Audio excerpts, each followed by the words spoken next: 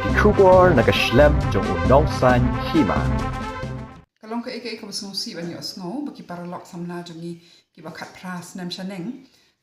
kiba ya Kwah ban yo kan ketika covid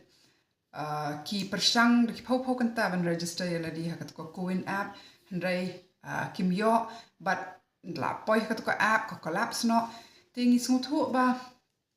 kadon ka Jynjar mo ban register ya ladi but ni Kwah ban dawai ka sort nak sorkar kumni ba haba ki don ki niki paralok ki ba Kwah kan ketika mde ban Jynjar pada yaki ban yo ban shim ya kan ketika ngi sungut ho bak central government ko ong bahak barok ki hab register kan ka Kowin app Hynrei haba kam trekam ngi kentui ka state government ban reject ya kan ka app ban wat kilat lenti de kiwe namar ba ka central government kala fail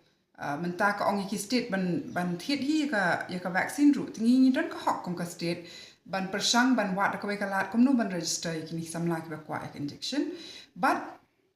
ba ka dika health emergency menta ngimla ban shu apsa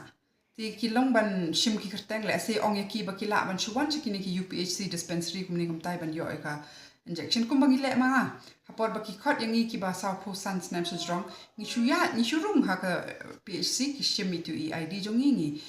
register hang tu ban ngi yo ketika Hynrei sa ka wei pede ka jing e ka ba la mi ba bon ki paralok ki ba de ki nong bala ki ba trying brio ki pentip changi ba kim don ID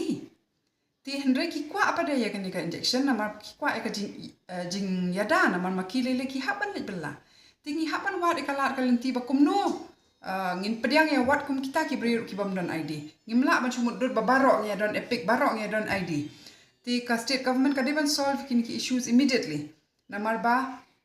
kumangong we are in the middle of a health crisis and emergency ngimla ban pen slam show namar kan ka jing Tika ba ka vaccination ka de ka we kalat ka bangila ban yada ya ladi ba ka jella bat bangin la ban job ikan ka khlam ti shu ru ngi de ban kan mau ba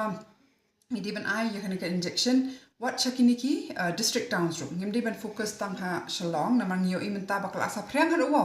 chakini ki khapsor ba chiki we ki than what west Khasi Hills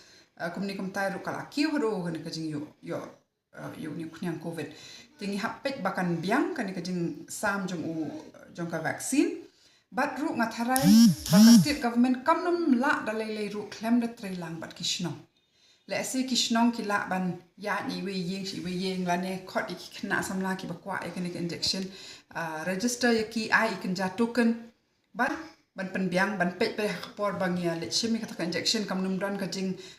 lumbram ban ya bun brio baka di bandon kata ka jing ya jingai we ni we ba ban ya phong mask kum ni kum tai hendring de ban bu kini jing e khmat ban khanglat yaki samla jongi ban yo yakini ka vaccine ti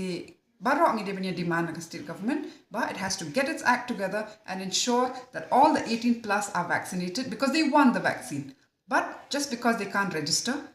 they are not getting it bon ki bre kim don smartphone kim don computer tingi hapan perkhat kum we ngim de ban chu long ki ba be tu ba ong central government le om tangin le om ta